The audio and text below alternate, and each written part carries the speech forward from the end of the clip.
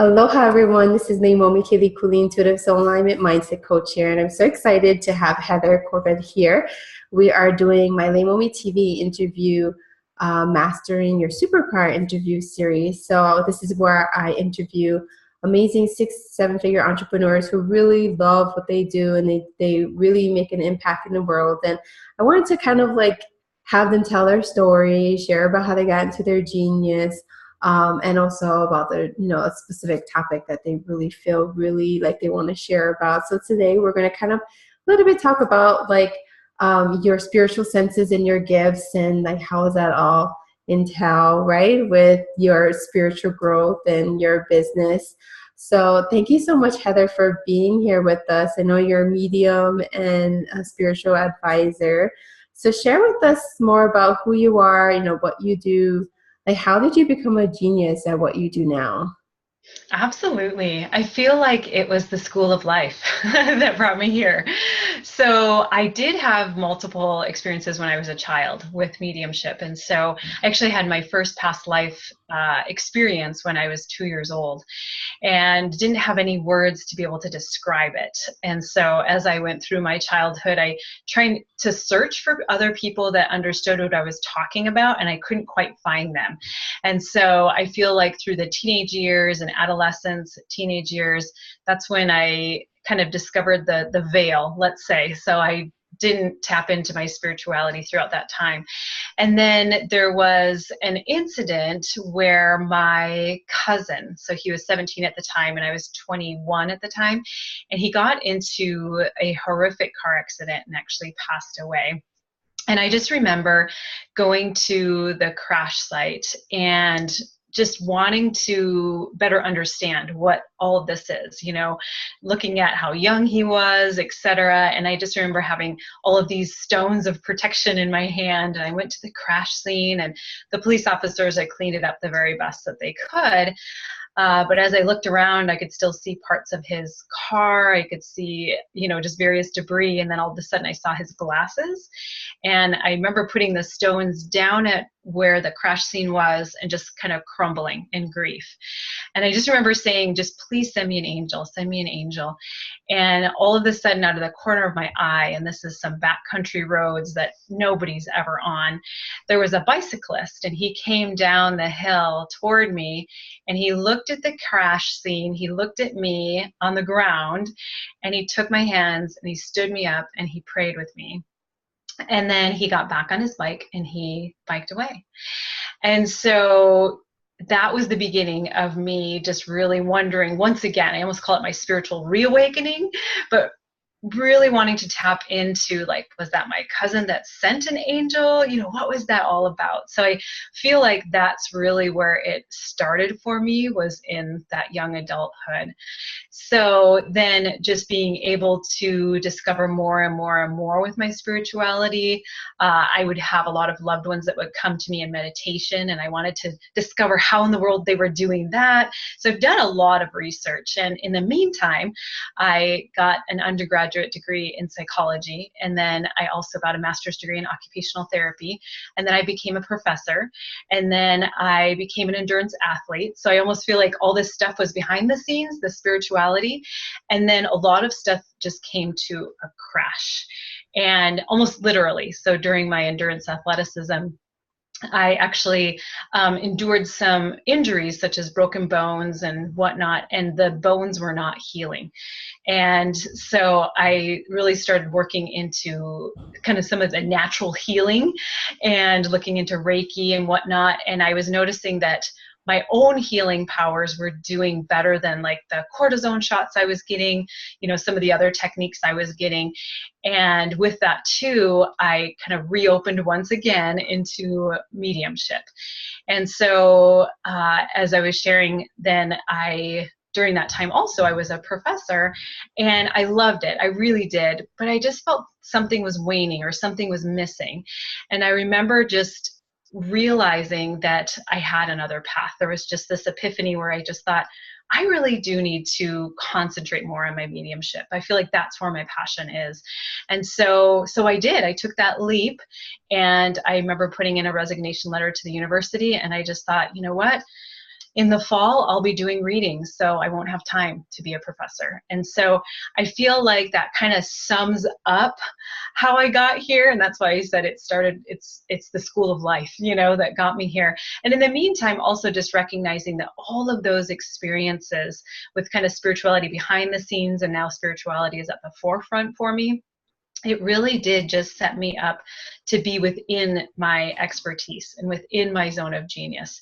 And I know I'm there because it feels really good. So yeah, that kind of sums it up where, how I got here. That's amazing how like your life just sort of like unfolded towards the main thing that you're supposed to be doing, right? Like it's like stepping stones that like made you open up to be like, okay, I like psychology, and yeah, I like teaching, and I, like those, all these different kind of like skills or tools, right? For what you do now, because that's what you do, right? Like you teach and you still do the mediumship, but you're just doing it in a different way, right? It's like, it's not exactly maybe the way that you thought it was going to look like. It went much more deeper and more expressive than when you first started. You're like, well, this is like important stuff to know, but like, how does it look like, right? You wouldn't be able to fathom it would look like that, right? Absolutely. I love that you say that too, because after graduating with my undergrad in psychology, there was a shortage of substitute teachers. So I became a kindergarten teacher. And then I worked with kids with special needs. So I was a teacher there. So I also did special education, and then into professorhood. And now I'm teaching mediumship students, being able to teach spirituality. And so I love that you said that, because I feel like, 20, 25 years ago, I wouldn't have thought that I'm teaching in this regard. Yeah. So I love that you reflected that. Mm-hmm. Right. Because I also got my degree in psychology, and I also worked with autistic kids, and like that kind of just like started the teaching process for like just like basic things about life. But then now what I do is like I certify people into my modality, and multidimensional healing. And so it's like, it's not what you would think, right? Like you would think like I would be, teaching something that's in regard to like what you did like as a professor or something, but it's actually way more spiritual in sense, and it's just different topics, but you're still doing teaching, right? Mm-hmm. Yeah, absolutely. And I love those parallels that you bring up too. Both of our paths did kind of start out there, with the education, and then here we are. And I always feel like too that spirit puts us where spirit wants us, right? Yeah, like I never thought I would be teaching yoga and meditation and running a metaphysical storefront. Like when I first started, like that was just like way out of the realm of what I thought I would be doing.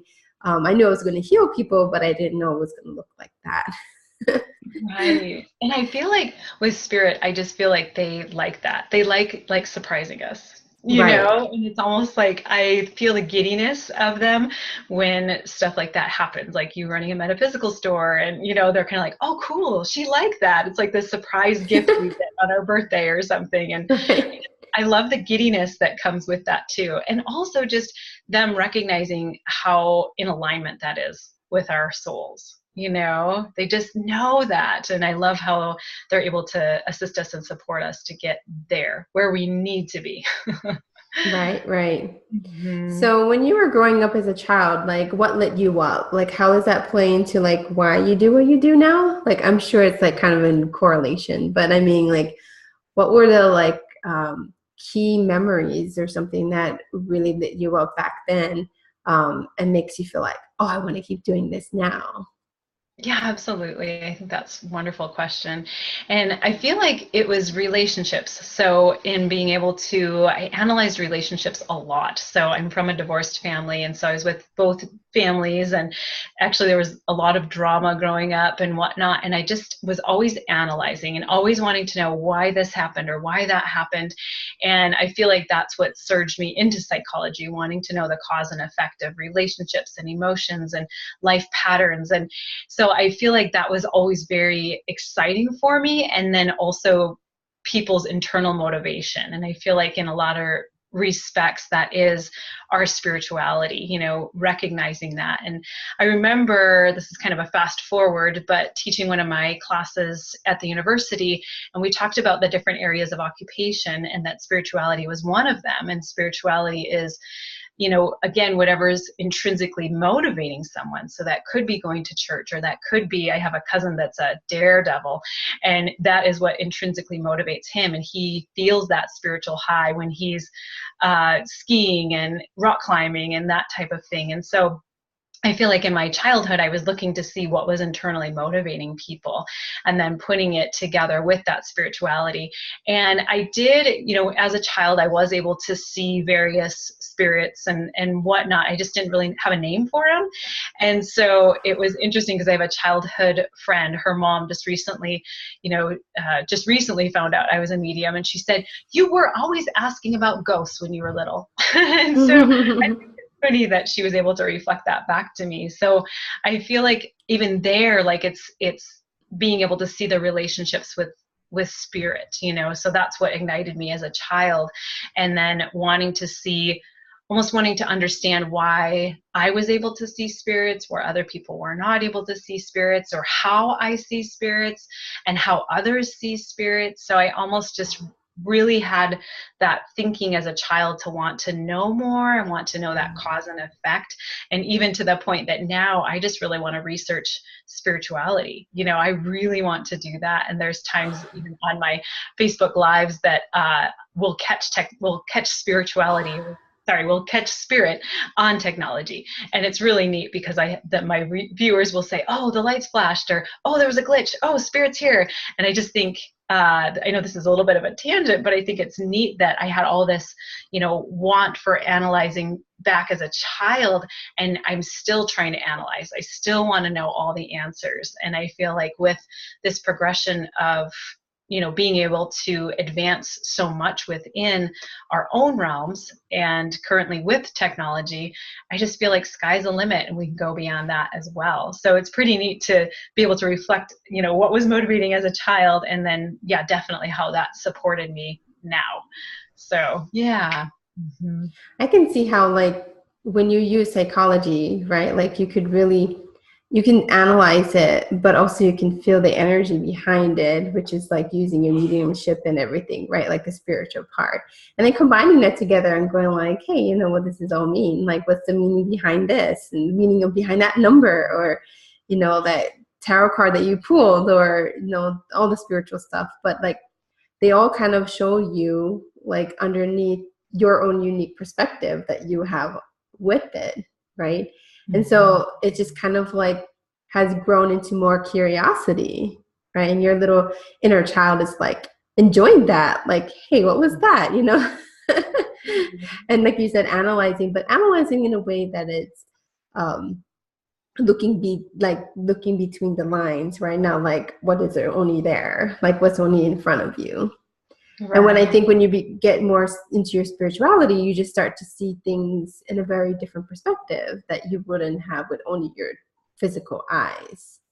Right. I love that. And I loved what you shared too, just about the excitement of that inner child, and then being able to be with somebody else who also has that same excitement, and then somebody else who has a very similar excitement, and recognizing that I feel like just as humans, we want to know more. We want to be able to be excited by more of the knowledge that we're able to pull in. So it's really neat. It's really neat to be able to, just bounce ideas off each other, or be able to really delve into spirituality even more. And it's interesting because I feel like in some ways I got distracted, right? But at the same time, I know that I am in the right spot now, and I was in the right spot then, and so I often want to just tell people that, like, wherever you are, that's where you need to be. And sure, there's more to discover. Sure, there's more to do. Sure, you will find more passions or more desires. And at the same time, we need to be able to recognize that it is this progression. So yeah, it's pretty exciting stuff. Mm-hmm. So, I'm guessing probably when you were a teacher, when you're a professor, like something didn't feel in alignment. Like, What did that feel like for you? Like when you felt misaligned, like how did you know, like, hey, I'm not going that direction anymore? Like what made you go, that's it, I'm not doing it anymore? You know, like when you're really that misaligned, like what did you do in order to get back into alignment? That's such a great question. Yeah, I remember feeling really good in the first, probably for first and second years. And then what had happened kind of simultaneously is, again, I was an endurance athlete and I had broken some of these bones and they weren't healing. And I noticed that when I would be working on, grading tests or creating a new module or that type of thing, I just noticed that my pain would increase. And so I taught in the fall semester, and I just remember in the spring semester just feeling this great sense of relief. All of my pain was gone, and I thought, okay, there's a correlation here. So I feel like my body was telling me this, you're not in alignment. And I feel like too that it was really stressful, after a while. And I just thought, gosh, I love the profession, but I don't know if I can handle all of this stress. I don't know if my body can handle this stress. And then I noticed with the holistic healing and also diving in even more with spirituality, during those times, I wasn't in pain. So I really think it was just my own internal physical radar that was telling me, you need to leave. You need to leave. And it took me a while to listen, but I feel like that was what told me I wasn't in alignment. Mm-hmm. I think it's so important to listen to your body, like listen to the what it feels like, because it's more of a feeling, right? Like you just know something is off or it doesn't feel right. And then you got to take that chance, that like leap, right? Because obviously you spend your whole entire time like studying in this field and going like, oh, I don't want to do that anymore. I'm sure it was like really difficult to go like, okay, I'm letting my degrees go, my title, my like everything behind, right? And going like, no, this is a new direction that I want to take it. I mean, of course, you're going to always keep those skills, keep those memories that you had there, but like creating into something new was a whole nother adventure, right? Yeah, absolutely. And I feel like that leap of faith, it was scary. I mean, I almost feel like any leap of faith or any, wanting to delve into a completely new arena to be able to support you and your family is huge. And a lot of times I'll teach that we get these intuitive hits and we're really excited about it. And in the meantime, we get all of these second thoughts. And really that's just our brain trying to catch up, our brain trying to keep us safe. So I feel like, I would get these intuitive hits and recognize that where I was at in life wasn't serving me, and then almost like let those second thoughts kind of slow me down, or, stay right here, this is much more safe, what are you doing, And I feel like when I was able to make that leap, that's when everything fell into place. I mean, it absolutely blew me away, where I just thought, why was I holding myself back? Why was my brain holding me back or keeping me safe? And then that leap, it was pretty miraculous to see, as things started falling into place. So it's a leap, but at the same time, I just feel like to get people on their life path, in alignment is truly remarkable, just remarkable. And I know the work you do, just being able to assist people with having that alignment and just allowing them to have a better quality of life, and just allowing them to make sure that, or allowing all of us to make sure that we're living in our passion. So I often will tell my students, tell people, my followers, etc., I'll just say, take that leap of faith. You will be supported, you will, and I know that as well. I mean, there's been some leaps that you've taken that, probably took your breath away, but at the same time you landed and you were okay, and life just came up to support you. Exactly. I think it's important to know that you are, have that faith, to trust that process and go like, yeah, it's just natural progression of the next step, because obviously that was the big next step that would allow you to bring in the abundance and flow and what really feels right for your type of soul. Mhm. So when someone wants to work with you, like, what do you teach them? Like, what is like your process of like what they go through to get to, whatever their desires are? What does that look like? Absolutely. So I feel like first we really dive into what somebody's gifts are, so what their spiritual gifts are. And I feel like we all have spiritual gifts. And I feel like with that, it's sometimes we're not noticing them. So I often teach about the clairs, which is our spiritual senses, and being able to see which of your spiritual senses are really on fire or really apparent.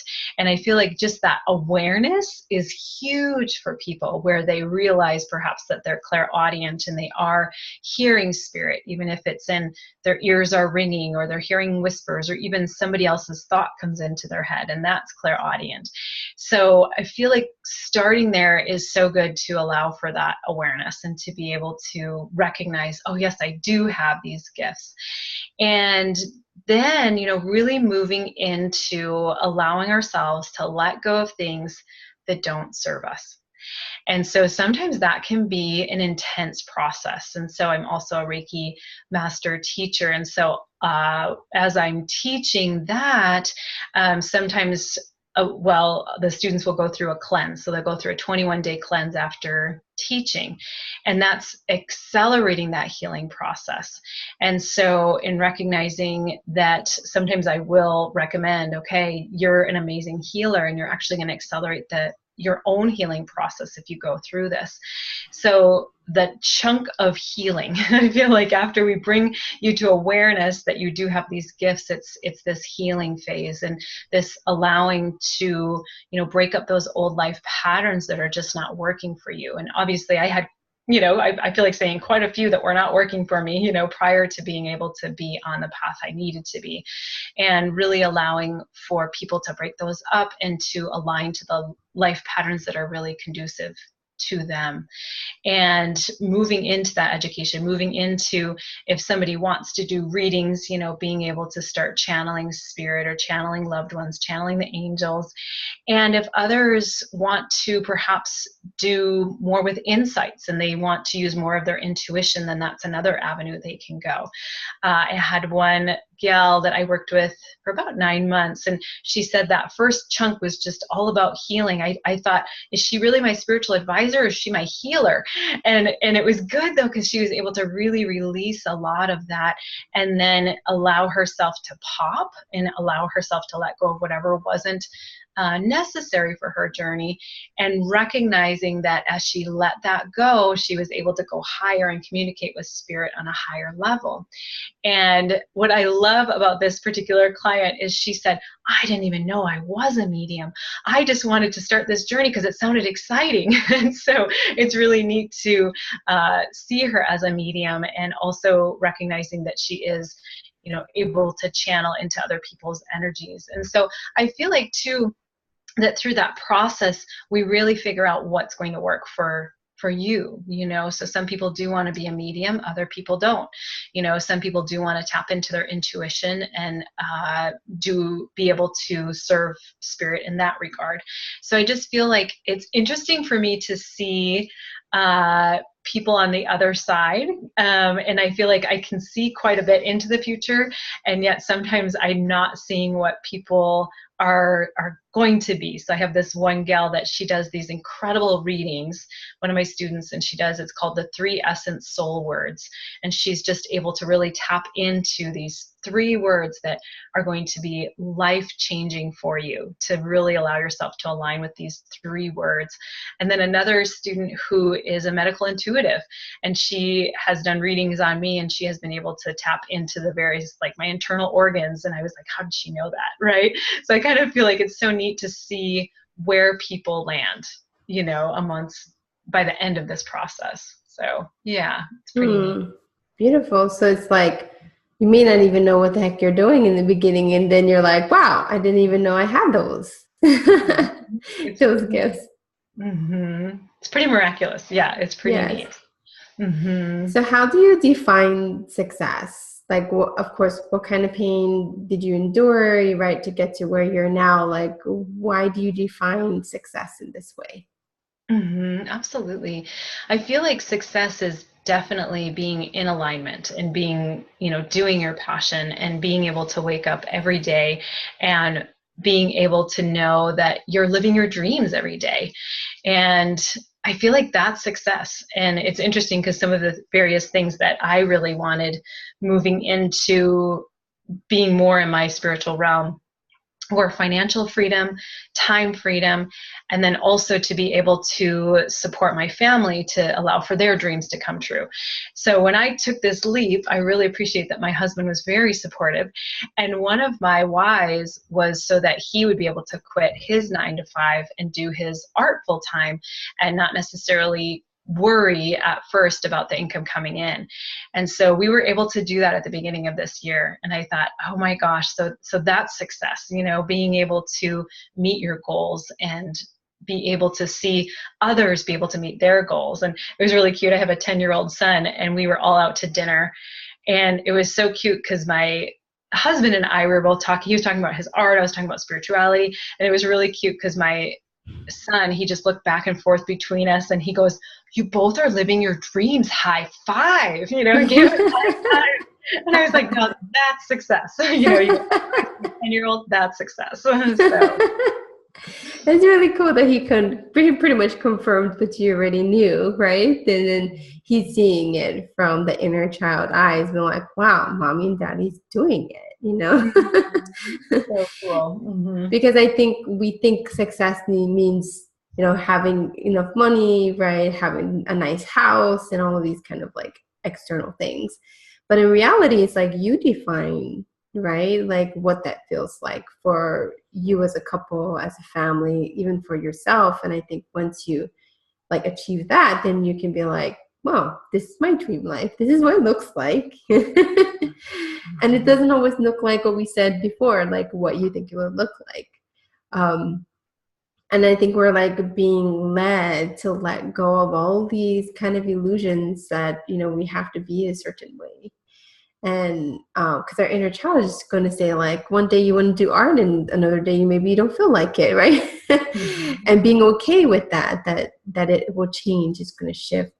It's going to move the way that we want to do as we go along in life, right? Absolutely.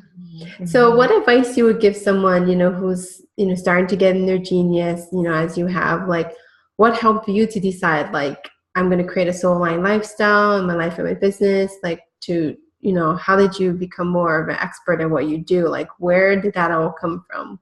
And, what advice you give to those that are just kind of starting out? Absolutely. I feel like in that stage of just starting out, it feels like there's so many uncertainties. But at the same time, I feel to say that spirit is very certain about what you have put out, what your desires are. And I always say, if you have a dream or you have a desire, it was put on your heart for a reason, and that reason is to come true. And so I feel like, a society or just recognizing that, we need to make ends meet. And so how can I take this leap if I'm not guaranteed that? I feel like we need to kind of backtrack and recognize, like, again, what's that first thought or what's that first intuitive hit or what's that dream on your heart, and then recognizing that that's what we really need to focus on, and we need to get you there. Whatever that is, we need to get you there because it's meant to be on your heart. And I feel that with my husband for the last 12 years, he's wanted to do his art full time, and so with me being able to step out, then he's able to do that without us necessarily, worrying about that. And I just feel like also just sharing, you have this dream on your heart because it's meant to come true. So if you can follow it to completion, and this is funny because Spirit says there is no completion. That's what they just shared. There's no completion. But if you can follow it as far as your mind can see, then you'll be so richly rewarded, so richly rewarded. There, it will all come to greet you. And I feel like it is having that faith and is being able to override those doubts and just recognizing like, yes, it will happen. Yes, it will happen. Yes, it will happen. And I do a lot with affirmations as well. So I'll have people do affirmations just so they can really get in alignment with the universe, with the law of attraction, with spirit, you know, just recognizing that you can do this. You really can. And I feel like too, you know, wanting to be that role model to show people that they can do it, you know. And so I have some of my students are really stepping out right now, building their own courses, teaching their mediumship classes. And it's so exciting because I'm just like, oh my gosh, they're growing up. And at the same time, it's so neat because I just think, see, this is what you can do, you know. This is where that dream is coming true. That dream is coming true. And I feel like too, just recognizing, well, if other people have been able to do it, you can do it as well. Exactly. I like that. It's true. Yeah.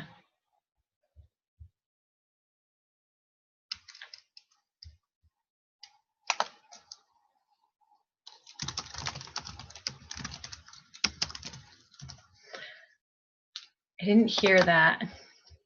Oh, can you hear me now?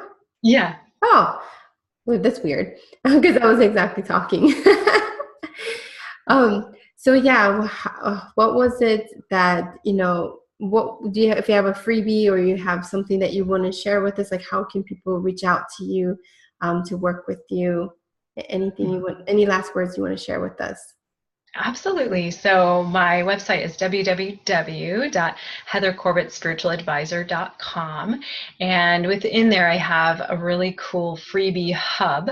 And this hub is filled with your spiritual needs. So I have in there a spiritual inventory. I have a challenge that we've done and workbooks in there. And so there's quite a bit in this little freebie hub. So I would love to be able to share that with anybody who's interested. Sounds awesome.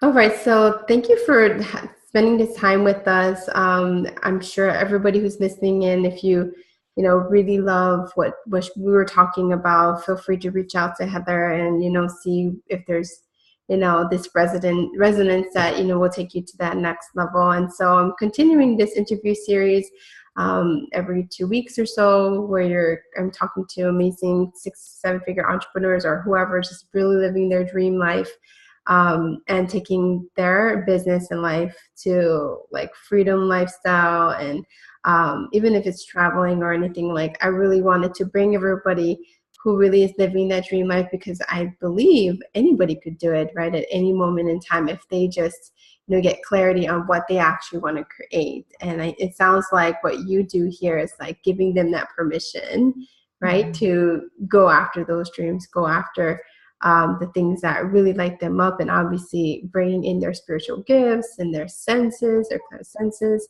will really, really help them to bring in that success that they're looking for. Absolutely. Yeah. Thank you so much, Leimomi. Thank you. All right. Well, you guys all have a beautiful day. Aloha.